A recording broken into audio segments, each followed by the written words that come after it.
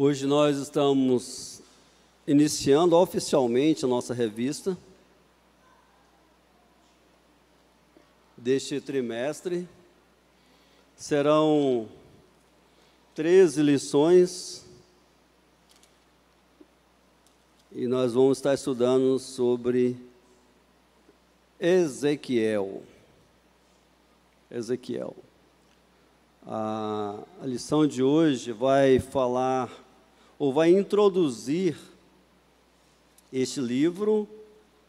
É uma revista, é uma lição introdutória. Isso tira um pouco o peso do professor,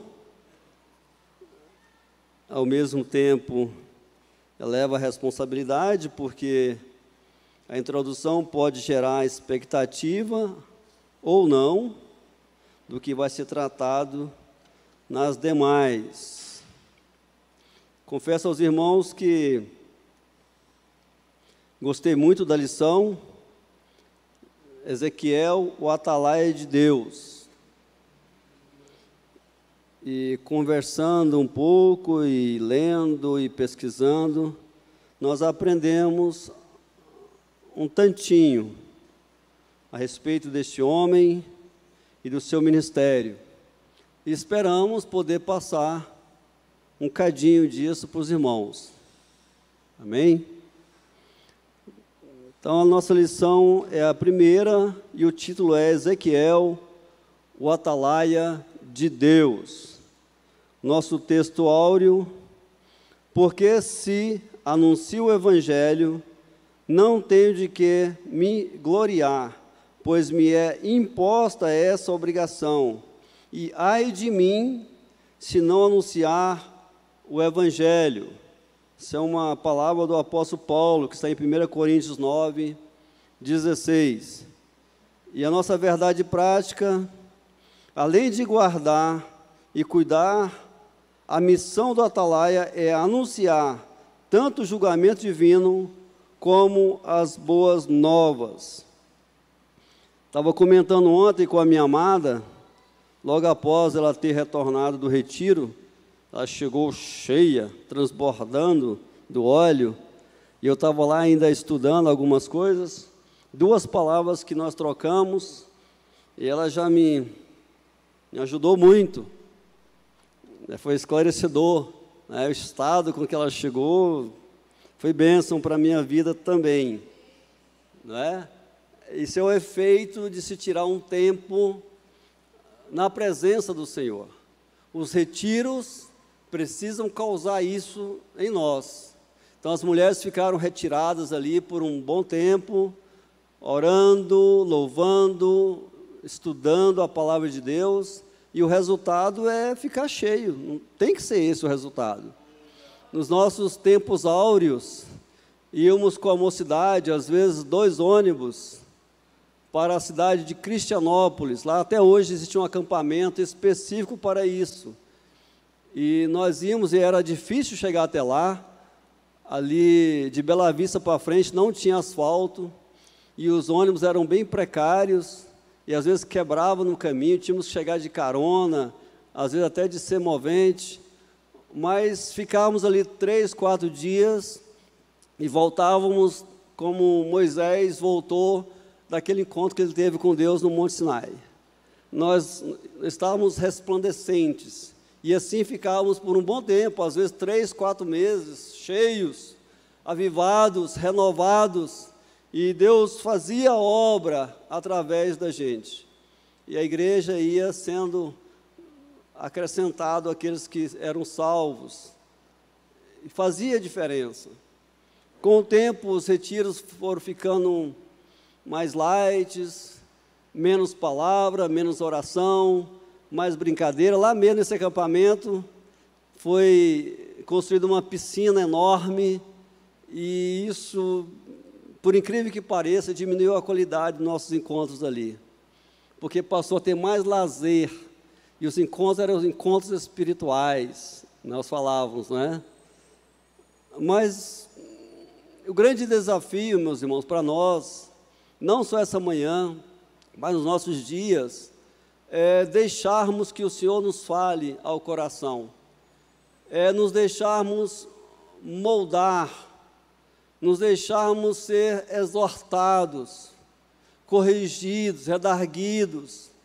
É preciso que nós estejamos acessíveis à obra do Espírito Santo, para que assim a igreja, de fato, cumpra o seu papel, que é de salgar, é de iluminar, apontar o caminho, é fazer a diferença nessa geração que se corrompe, que se perverte, que esfria a cada dia. Esse é o grande desafio, é a grande chamada, e eu creio que o profeta Ezequiel, ele como arauto de Deus, atalaia de Deus, ele tinha essa missão de provocar, de impactar o povo para uma volta às origens, para o arrependimento, para realmente renovarem as suas alianças com Deus. Esta era a missão daquele profeta, e esta é a sua missão, esta é a nossa missão nos dias de hoje. Amém, queridos? Eu estou me lembrando aqui de uma lição que eu ministrei aqui no início, e o pastor Evanildo, estava acabando de conhecer ele, e ele ficou bem tocado com aquela lição, depois foi me procurar, e nós tivemos que conversar, explicar algumas coisas, porque eu disse naquela oportunidade que a situação em que se encontra o mundo hoje é culpa minha, é culpa sua, é culpa da igreja. E isso impactou o pastor Evanildo, o escandalizou de certa forma, porque eu disse, se nós temos hoje tantos latrocínios, nós temos tanta corrupção, nós temos tantas pessoas delinquentes envolvidas com promiscuidade, com droga, tanta coisa errada neste mundo, a culpa é minha, a culpa provavelmente é sua, é da igreja. Por quê? E eu tive que explicar, por quê? Porque nós, mesmo hoje, as estatísticas mostram que nós somos mais de 35% da população brasileira. Seria uma saturação mais que suficiente se fosse sal numa medida de água, mais de 35%, ninguém conseguiria beber essa água, mas nós não conseguimos saturar essa nação, nós não conseguimos influenciar o suficiente, nós não conseguimos salgar, dar sabor, temperar, nós não conseguimos mostrar o caminho para essa nação. Às vezes pessoas vivem do nosso lado e vivem completamente desconexos com Deus. Por que eu não exerço influência sobre aquela pessoa? E está aí o resultado. Nós estamos vivendo o resultado disso. Os valores estão totalmente relativizados. Nós vemos pessoas que se dizem cheias de Deus, cheias do Espírito Santo, fazendo relativização do certo, banalizando o santo, exaltando o profano. Oh Deus Todo-Poderoso, trata de nós, Pai. Continue tratando de nós e tendo misericórdia. Nós precisamos da misericórdia de Deus. Os dias são maus e nós precisamos mudar essa situação, ou pelo menos nós precisamos dar conforto às pessoas que se encontram nessa situação. É provável que muitos doentes nos seus leitos de UTI morram sozinhos, abandonados, e até que talvez até sejam apressados a sua partida, a sua morte. Quando bem assistidos, agora mesmo o Jonas está com a equipe participando daquele turma do riso nos hospitais, para levar um lenitivo, levar um conforto, levar um incentivo. A psicologia fala que o enfermo animado, o enfermo positivista, ele se recupera mais rápido. Eles estão lá fazendo esse trabalho agora. Então, no mínimo, nós devíamos exercer esse papel neste mundo, fazer com que as pessoas enfrentem com menos dificuldade, com menos sofrimento, os embates, as tristezas da vida. Nós precisamos salgar, nós precisamos fazer a diferença, queridos. Amém. Agora volta o professor. Quieta aí, pregador. Ezequiel. Sobre o livro de Ezequiel. O livro de Ezequiel, aí logo na página 5, quem tem a revista, já deve ter aí também nos celulares, quem recebeu, quem não comprou a física. O livro de Ezequiel antecipa a tradição apocalíptica das Escrituras e pode ser dividida em 3 partes principais. A primeira, capítulos 1 a 24, a segunda, capítulos 25 a 32, e a terceira, capítulos 33 a 48. Nós temos aqui um resumo dessa divisão, que vai praticamente cobrir todo o nosso primeiro ponto da lição, que está aqui nessa revista, né, nessa Bíblia, como um esboço, um prelúdio do livro, e que vai nos ajudar muito a elucidar essa primeira parte, esse primeiro capítulo, ou essa primeira parte da lição. Eu gostaria de ler para os irmãos. Quando capturados, Jerusalém, quando capturaram Jerusalém em 597 a.C., os invasores babilônios voltaram à sua terra natal e levaram 10.000 cativos. Um daqueles prisioneiros hebreus era um sacerdote, que no exílio tornou-se profeta. Guarde isso aí. Um sacerdote que no exílio tornou-se profeta. Nós o conhecemos como Ezequiel. Muitos entre o povo de Deus acreditavam que o Senhor nunca... Olha só, queridos, eu gostei muito disso aqui. Veja se tem alguma coisa a ver conosco e com o nosso contexto hoje. Muitos entre o povo de Deus acreditavam que o Senhor nunca permitiria que Jerusalém, nunca permitiria que a igreja caísse nas mãos de um exército invasor. Eles criam que a cidade oferecia proteção divina. A cidade física, a cidade santa de Jerusalém, iria oferecer uma proteção divina, independente de como viviam ou dos deuses que a adoravam. A confiança neles estava no lugar, na cidade, a adorada cidade de Jerusalém, o santo templo, o santo lugar. E eles acreditavam que não importava como que eles estavam vivendo, ou quem eles estavam adorando, jamais seriam atingidos dentro daquela proteção que eles tinham. Quando esta ideia provou ser falsa, os exilados na Babilônia tiveram muitos questionamentos. Por exemplo, como podemos continuar a servir e adorar ao Senhor em uma terra estrangeira, longe de Jerusalém, longe do templo, longe da nossa segurança, da nossa proteção? A queda de Jerusalém significa que Deus foi derrotado por um Deus pagão e mais poderoso?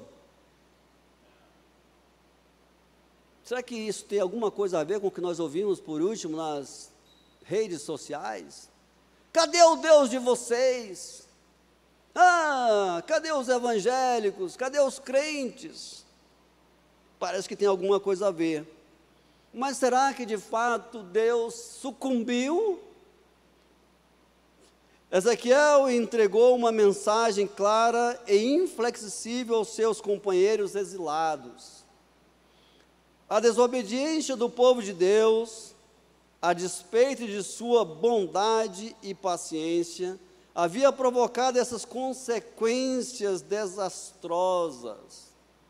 A desobediência do povo de Deus, mesmo em face da bondade dele, é que havia provocado tais consequências. O profeta reforça os temas centrais da soberania e santidade de Deus. Por várias vezes, em seu livro, ele diz que certos eventos ocorrerão para que saibais que eu sou o Senhor vosso Deus. Amém, queridos? Deus, ele se reafirma mesmo através das catástrofes, mesmo através do caos. Ele continua sendo Deus.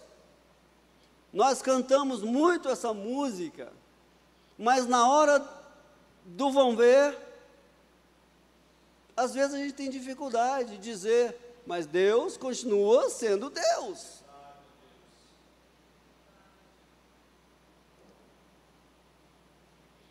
Os capítulos 1 a 24 apresentam profecias sobre a destruição de Jerusalém, específico para o povo de Deus. Os capítulos 25 a 32 descrevem a vingança contra as nações inimigas, com uma breve alusão à restauração de Israel por Deus. No capítulo 33, o profeta novamente pede a Israel para arrepender-se, fornecendo instruções específicas de Deus. Por fim, os capítulos 34 a 48 oferecem ao povo de Deus a esperança de que Ele, mais uma vez, restaurará a nação. Mais uma vez, Ele vai restaurar a nação. Estes últimos capítulos apresentam instruções muito específicas para a reconstrução do templo e da cidade santa. Amém? Isso é um resumo desse primeiro ponto, é um esboço do livro. Uma coisa que quem já leu a Bíblia toda, ou quem já está antenado com as palavras, com as pregações que são feitas quase todos os dias nos templos, já perceberam que Deus sempre renova as suas misericórdias para conosco. Toda a vida, um pecado recorrente do povo de Deus, das nações, desde a antiguidade, é o pecado da idolatria.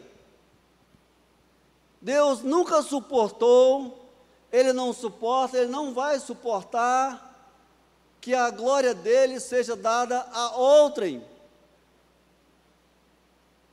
Deus tira o seu povo do Egito, coloca numa terra que iria manar leite e mel, eles iam ter abundância, ia ter a parte B de João 10, capítulo 10, João capítulo 10, versículo 10, vida abundante, mas Deus, Ele põe limites, e nós vimos aqui na semana passada, Deus coloca algumas regras, uma delas seria: vocês não vão se misturar com as nações pagãs, vocês não vão dar os seus filhos para se casar com as filhas deles, e nem vice-versa, e vocês não vão adorar os deuses deles, mas vocês vão influenciá-los, eles vão olhar para vocês e vão querer me servir. Essa era a máxima de Deus. Mas com o tempo, o povo foi esquecendo da escravidão no Egito, do sofrimento do deserto, e devagarzinho foram se achegando aqueles povos, e achando as filhas bonitas, e começou a haver casamentos e misturas.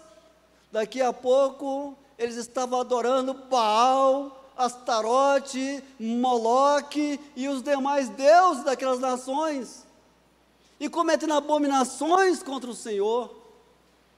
E Deus fortalecia aquelas nações vizinhas para que os castigasse, e eles eram levados cativos, ou eles eram de alguma forma castigados ali, de vários meios, e quando de repente no meio do caos eles se arrependiam, e eles voltavam-se para o Senhor, e Deus restaurava de novo o seu povo.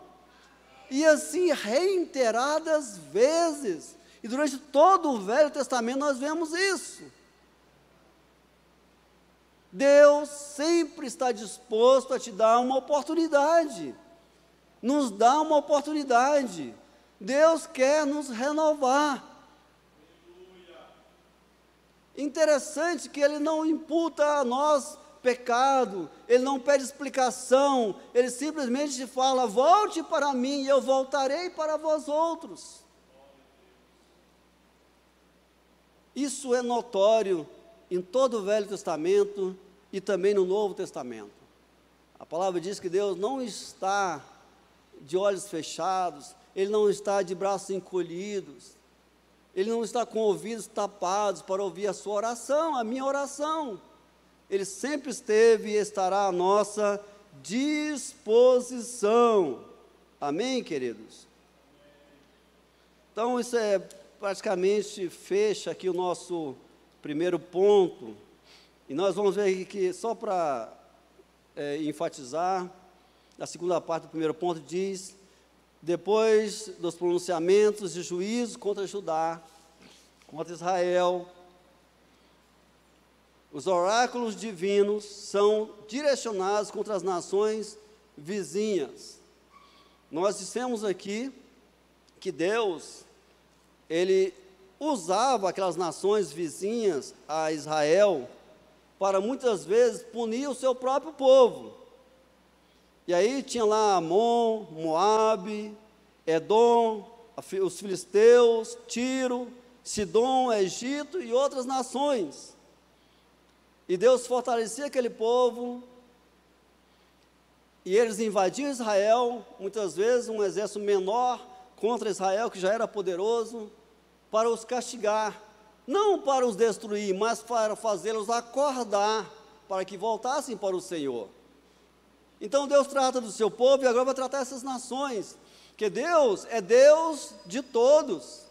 A palavra diz que o sol nasce para os justos e para os injustos.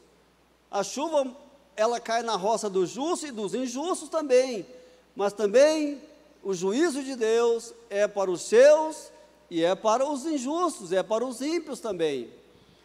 E como Ele fortalecia aquelas nações para atacarem o seu povo, Ele estava dando legalidade para que eles castigassem a sua nação. Só que aquele povo, eles abusavam. E agora Deus vai exercer juízo contra eles. Não sei se vocês se lembram dos ninivitas. Jonas, ele foi comissionado a pregar em Nínive. E ele se recusou. Por que Jonas não queria pregar em Nínive? Lá no capítulo 3 lá de Jonas, ele vai dizer: Senhor, eu sei que não adianta pregar para esse povo, pregar o juízo, falar que eles vão morrer, que o Senhor vai castigar eles. Sabe por quê? Porque eu conheço o Senhor é um Deus misericordioso, esse povo vai se arrepender e o Senhor vai poupá-los, o Senhor vai mudar de ideia. Sabe o que os ninivitas faziam? Eles iam para as guerras, e eles não se contentavam apenas em matar o seu inimigo, mas eles tiravam o couro cabeludo, eles tiravam o rosto, eles esquartejavam, eles eram maus, e por isso a ira de Deus estava pronta para ser derramada sobre eles. Esse povo aqui não era diferente. Olha só o que fala aqui no capítulo 25, profecia contra Amon, e o Senhor vai falar assim: olha, vocês que diziam, haha, povinho, vocês que diziam, onde está o Deus de vocês? Vocês que falavam, olha aí, vocês serão escravos de outras nações, olha só, quem é vocês? Então, eles não apenas venciam o exército do Senhor, os dos judeus, mas eles faziam um pouco caso, eles abusavam da sua legalidade. E agora Deus vai corrigi-los. E aí, a partir do capítulo 25, o Senhor pega nação por nação daquelas que castigaram o seu povo e vai puxar-lhes também a orelha. E vai trazê-los ao castigo, porque eles abusaram da legalidade que Deus deu para eles. Mesmo sendo ímpios, eles foram além do que deveriam ir e abusaram do seu povo. E a palavra diz que Deus é um Deus que tem ciúmes de nós, e Ele nos preserva E Ele realmente cuida da gente, mesmo quando estamos errados.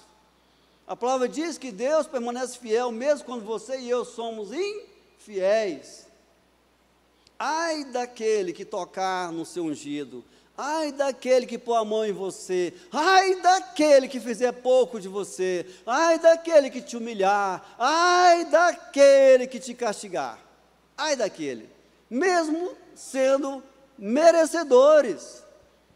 Só o Senhor pode fazer isso, só o Senhor pode. Amém, queridos? Deus continua sendo Deus e cuidando de nós. Amém?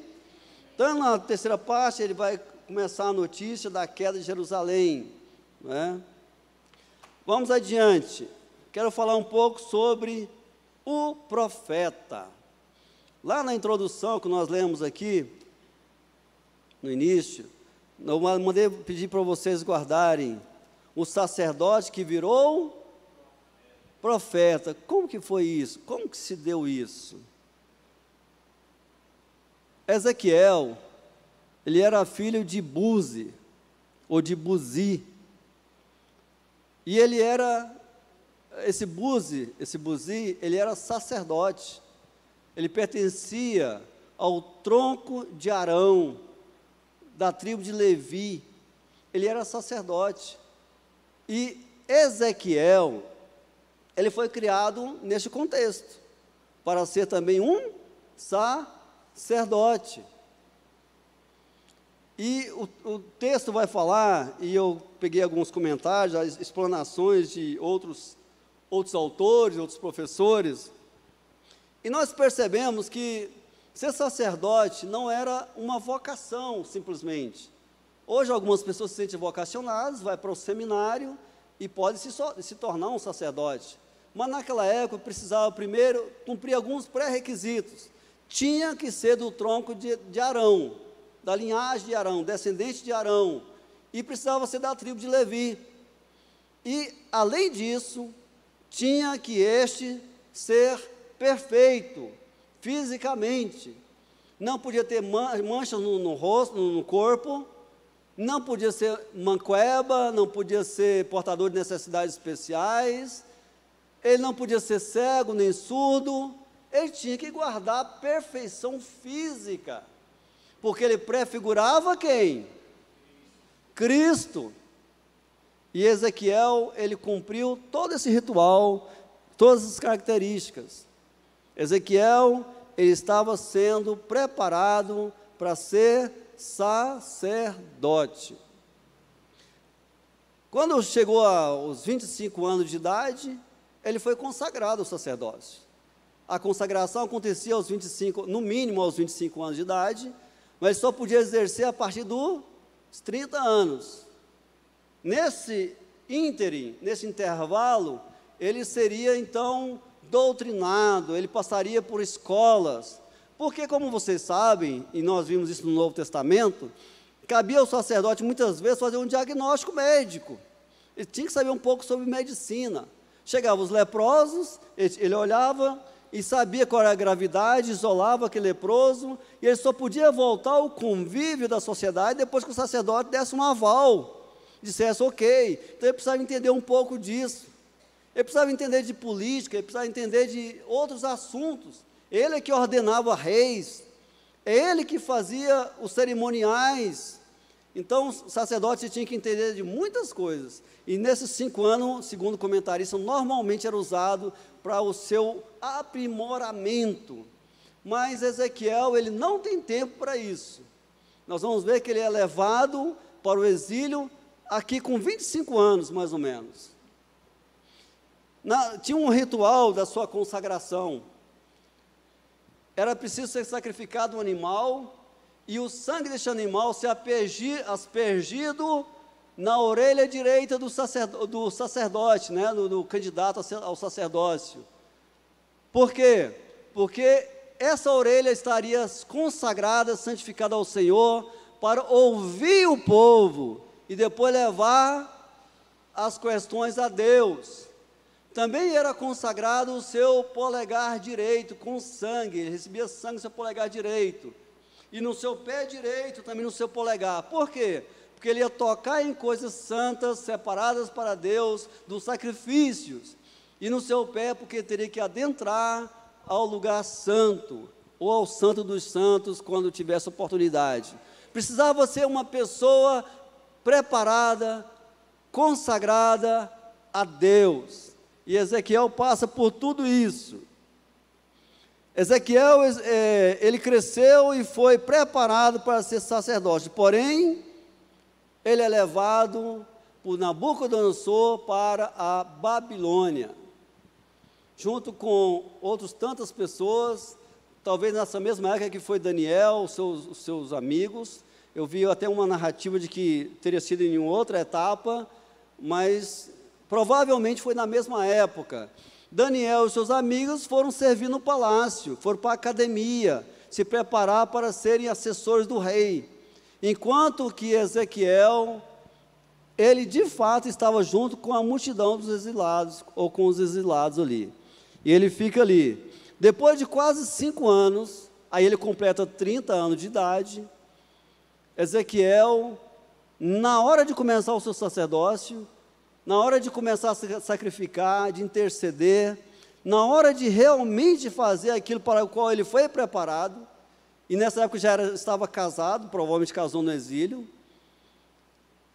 agora não tem templo, agora não tem rituais, agora não tem mais aquela questão da religião, porque ele estava em terra estranha, distante.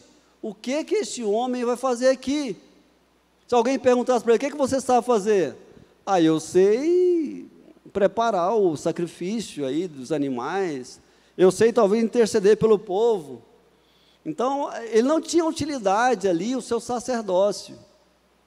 Deus estava precisando realmente de um profeta, de uma boca, porque ele estava ali junto com os exilados, mas a maioria do povo de Deus ainda estava em Jerusalém. Eles ainda não tinham sido tomados, subvertidos completamente. Apenas uma leva de pessoas que tinham sido levadas para a Babilônia. Então, nesse contexto, ele não podia exercer o seu sacerdócio. Aí é neste momento, queridos, que Deus vai fazer uma transformação na vida, na situação daquele sacerdote. Deus muda completamente o seu destino. Agora o sacerdote vai virar um profeta. Seguiram acontecimentos que iriam afetar profundamente a vida de Ezequiel. E aí começa o livro, até aquela introdução. O livro vai começar agora. Aí nos primeiros versículos do livro de Ezequiel, nós vemos que os céus se abrem e ele tem uma visão de Deus. Ele tem uma visão de Deus. Isso não era comum na sua vida de sacerdote. Ele era um religioso, ele era alguém que conduzia os rituais. Agora ele vai ter um encontro mais profundo com Deus. E os céus se abrem, e ele começa a ter visões de Deus. E é o mesmo que aconteceu lá em Isaías. Os irmãos forem ler Isaías, teve uma época que o trono estava vazio, em que não tinha quem pregasse, quem era sacerdote, quem profetizava, e aí os céus se abriram, e Deus falou com Isaías. Outro momento em que o céu se abre na Bíblia é no batismo de Jesus, que o Senhor abre as cortinas do céu e fala: este é o meu filho amado em quem eu tenho prazer. Lá mais na frente, nós vamos ver quando Estevão é apedrejado até a morte, foi o primeiro mártir. Os céus também se abrem e ele vai ver os anjos subindo e descendo, e está ali como que uma escada preparada para ele, e o Senhor pronto para recebê-lo. E também nós vemos lá na ilha de Patmos, João, ele estava tendo aquele encontro inicial com Deus, e o céu se abre e Deus vai falar para ele: venha para cá, suba para cá, como se João tivesse sido arrebatado para os céus, e o Senhor vai falar assim: eu vou te mostrar as coisas que vão acontecer. E aí começa a revelação de Apocalipse. Queridos, quando você parece não ter mais esperança, não tinha função sacerdotal, ele estava ali como que perdido naquele meio, o céu se abre para ele. Quando você achar que não tem mais solução, não tiver mais saída para você, os céus podem se abrir para você, queridos. Deus pode revelar os seus mistérios para você e renovar as suas esperanças.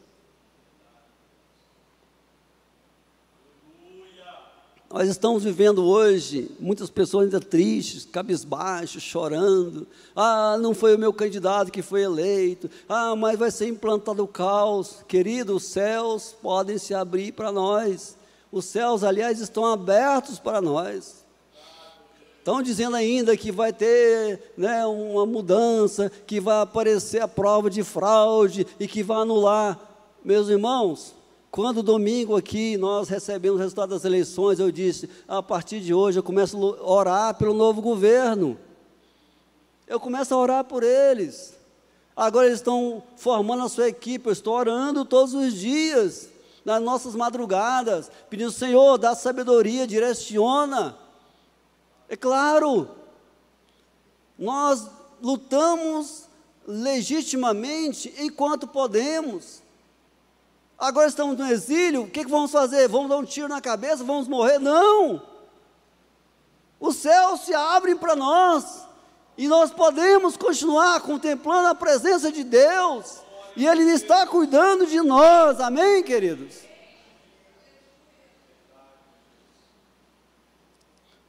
Lá nos versículos 4 e 5, e até aqui Deus está tratando só dele, Deus está preparando ele para ser profeta. Ele tem uma visão de uma grande tempestade vindo do norte, não é? Sobre quem? Sobre Jerusalém, sobre Judá. E essa tempestade que vinha do norte, a Babilônia estava no norte. Provavelmente é Deus já introduzindo o aviso, a mensagem para ele que vocês serão invadidos. E ele fala, olha, está vindo essa grande tempestade, mas no meio dessa tempestade, ele vê um animal com 4 rostos. Um rosto do animal era rosto de homem, outro de leão, outro de boi e outro de águia. E junto com esses animais tinham 4 rodas. E essas rodas como que uma dentro da outra, com rotações que iam, que voltavam, que giravam sobre o seu próprio eixo, e tinha olhos nessas rodas, olhos, né, para ver nessas rodas, e o profeta procura entender o que era aquilo. Esses animais, eles nos arremetem para o Novo Testamento, para os 4 evangelhos, para a figura de Cristo.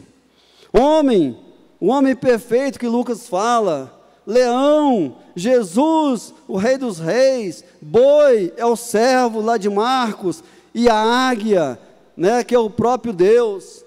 E essas rodas que vinham e que voltavam e que giravam no seu próprio eixo, estava falando que Deus é Deus de lá e Deus é Deus de cá, é Deus que está no passado, é Deus que está no presente, é Deus que está em Jerusalém, é Deus que está no templo, mas também é Deus que está aqui no exílio, é Deus que está aqui no seu desconforto, na sua decepção. Deus se move para lá e Deus se move para cá.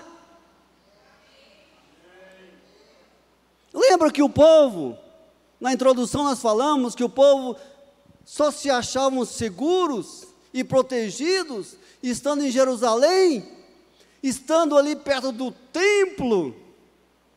Mas Deus vai falar agora, olha, eu estou com vocês em todos os lugares. Eu não estou preso a paredes, nem a religiões, nem a regimes políticos, nem a sistema de governo. Eu não estou preso em situações econômicas. Eu sou Deus de todos os tempos, de todos os lugares. Glória a Deus.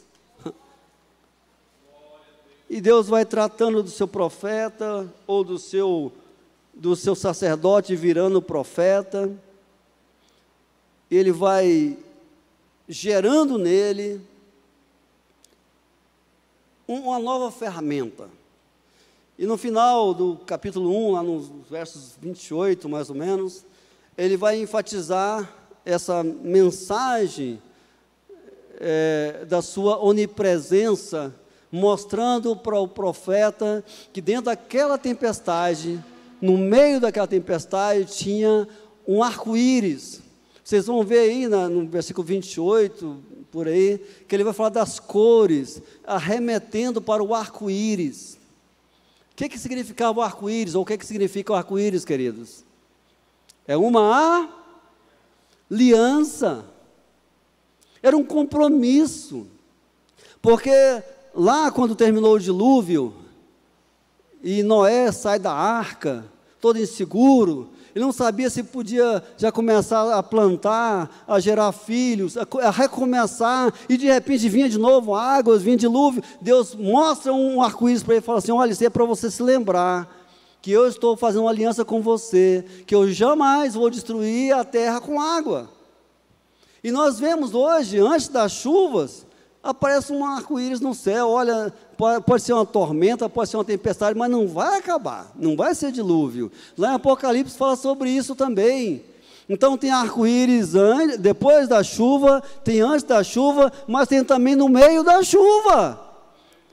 Aqui o arco-íris está no meio da tempestade, querendo dizer, eu estou renovando a minha aliança com vocês, antes da prova, depois da prova e também na prova. Eu jamais vou deixar vocês. Amém, queridos? E aí, seguindo um pouco mais no capítulo 2, e nós vamos ver que Deus inicia um tratamento com Ezequiel, muito profundo. Ele fala assim: olha, eu vou fazer com que você não apenas seja um proclamador da minha palavra, mas eu vou fazer com que você vivencie, que você sinta na pele realmente o que eu sinto, para que você fale com mais autoridade ainda. E ele, logo no início do capítulo 2, ele vai instruir a Ezequiel para comer um rolo, um pergaminho da palavra de Deus. E diz lá que esse rolo, esse pergaminho estava escrito por dentro e por fora, talvez um resumo das leis, os ensinamentos de Deus estavam ali. Então Ezequiel come aquele livro, e no final ele vai falar: olha, tinha como que gosto de mel, estava gostoso. Queridos, nós falamos sempre aqui, o pastor fala que não é fácil orar, não é fácil ler Bíblia. Queridos, eu creio que Ezequiel, quando começou a comer aquele rolo, eu não sei se vocês já viram como que era o pergaminho, às vezes era feito de papiro ou de couro, e eles carregavam para cima e para baixo, aquele negócio não era talvez nem higiênico, e era ruim. Quem sabe nas primeiras mordidas, Ezequiel não achou muito gostoso. Ao início da nossa devocional, no início da nossa leitura da Bíblia, parece que não é muito gostoso, mas ele foi comendo e comendo e comendo, e aquilo lá foi dando sabor, e ele disse: era como mel na minha boca. Compensa ler, persistir, continuar lendo a Bíblia. Amém? Nós aprendemos sobre isso. Ele vai mandar depois, que ele come esse livro, ele fala assim: olha, é isso que eu quero que você faz. Porque eu quero que você sinta lá dentro de você. E depois ele vai fazer aqui umas experiências, vai permitir que Ezequiel tenha umas experiências, e uma delas, querido, ele fala assim: olha, faça uma maquete, né? A maquete é uma mini cidade, e coloca sitiadores, inimigos em volta dela, e aí você vai se amarrar com cordas. Olha o que Ezequiel passou: você vai ficar amarrado em cordas durante 290 dias do seu lado direito, e depois mais 40 dias do seu lado esquerdo. Ezequiel já era casado.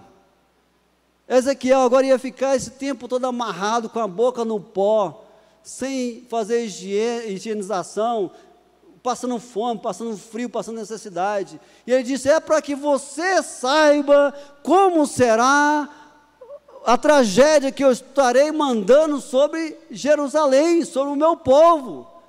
Porque quando os inimigos sitiavam a cidade, eles muitas vezes não atacavam a cidade, eles apenas cercavam, e aí eles não podiam sair para comprar comida, ou para colher as suas lavouras, ou para buscar os seus animais, e ninguém podia entrar, e eles ficavam ali, e com o tempo, vinha fome, vinha escassez, vinha loucura, e o texto vai dizer que as mães comiam seus próprios filhos, porque eles estavam como que amarrados, sem poder ter qualquer atitude diante daquela situação. Se eles saíssem dos portões para fora, seriam alvejados e mortos. E ele passa por tudo aquilo, antes de começar a exercer o seu ministério, ele passa por essa experiência, Deus formando ele. E a última experiência que ele vai passar, são 10 pelo menos, não dá tempo para falar todas, Deus fala para ele: eu vou tirar a menina dos seus olhos, eu vou tirar o seu objeto de desejo, eu vou tirar quem você mais gosta. Só que tem uma coisa: não chore, não fique de luto, não lamente, não reclame. E aí a palavra diz que a mulher dele morre. Deus mata a mulher de Ezequiel. E ele, talvez naquela situação, amarrado ali, ele recebe a notícia, nem no velório pode ir. E aí Deus fala assim: ó, você entope o seu choro, você segura. Minha mãe fazia isso com a gente, ela batia na gente e falava assim: não é para chorar, menino. E ela batia e nós... Era desse jeito. E o profeta teve que passar por isso, sem dar uma lágrima, sem gemer, sem reclamar. E depois os historiadores vão falar que ele era um dos homens, um dos profetas mais frios ou insensíveis de todos. Por quê? Porque ele foi bem preparado para isso. E aí não vai dar tempo da gente dar os demais detalhes, mas ele começa então a profetizar e a exercer o seu ministério, e ele falava com propriedade, igualzinho aconteceu com o profeta Oséias. Oséias, o Senhor chega nele e fala assim: olha, o meu povo, ele me trai, o meu povo me desconsidera, meu povo faz pouco caso de mim, o meu povo, eles banalizam as coisas que eu falo, relativizam as coisas que eu falo, e você tem que pregar para eles. Só que só falar, só subir lá na torre e falar, não é suficiente. Eu quero que você fala com as suas entranhas, com os seus rins, com tudo que você tem dentro de você. Então, para isso, você vai passar por uma experiência. E Deus fala: olha, Oséias, vai lá onde vivem as prostitutas, namora com uma delas, se apaixone, se case com ela. E ele vai lá, escolhe uma delas, e parece que Oséias era muito apaixonado, amava muito aquela prostituta, aquela mulher, traz para a casa dele, dá o seu nome, dá uma casa, dá todas as honrarias, apresenta para os seus amigos, e o que acontece? Aquela mulher vai e trai ele novamente. Aquela mulher começa a arrumar outros homens e se deitar com outros homens. E Deus fala: é isso que eu sinto em relação ao meu povo. Eu dou tudo para esse povo. Eu dou o meu nome.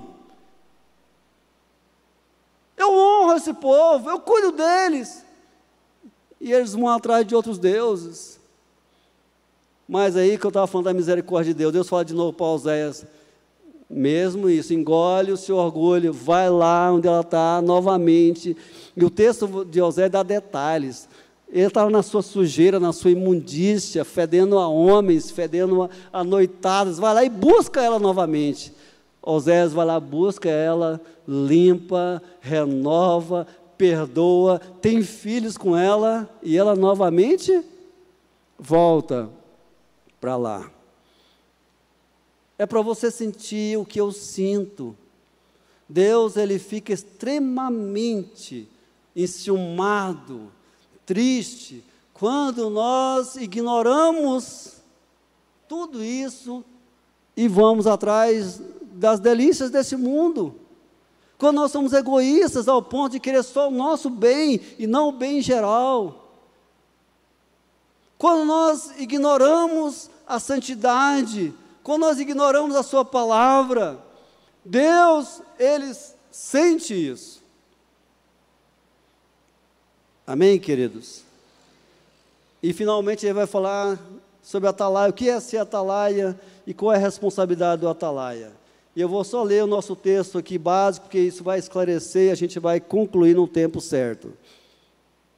E sucedeu que ao fim de 7 dias veio a palavra do Senhor a mim, dizendo: Filho do homem, eu te dei por atalaia sobre a casa de Israel, está falando com Ezequiel, e tu da minha boca ouvirás a palavra e as avisará da minha parte. Quando eu disser ao ímpio, certamente morrerás, não o avisando tu, não falando para avisar o ímpio acerca do seu caminho, o ímpio, para salvar a sua vida, que não era salva ainda, aquele ímpio morrerá na sua maldade, mas o seu sangue eu vou requerer de você. Função do atalaia: avisar, pregar, evangelizar, testemunhar. Se você fizer isso, e o ímpio não se converteu, ok, você fez a sua parte, mas se você não fizer o texto que diz, eles morrerão no seu pecado, mas você será responsabilizado por isso. Isso é duro, querido, como que a gente ainda vai ficar inerte diante disso? E ser atalaia não era só para Ezequiel, não, é para você e para mim também, viu, pastor Evanildo? Por isso que eu falei, nós somos responsáveis. Se eu me calar, se eu não falar, eu sou responsável. Na parte B, no segundo texto aí, ó, do 20 em diante, ele fala: semelhantemente, se o justo, lá ele está falando para os ímpios, agora está falando para os justos, porque o atalaia tem que pregar para fora, mas também para dentro. Ele tem que chamar os ímpios ao arrependimento, mas tem que também chamar os crentes à santidade. E ele fala: se você, semelhantemente, quando o justo se desviar da sua justiça,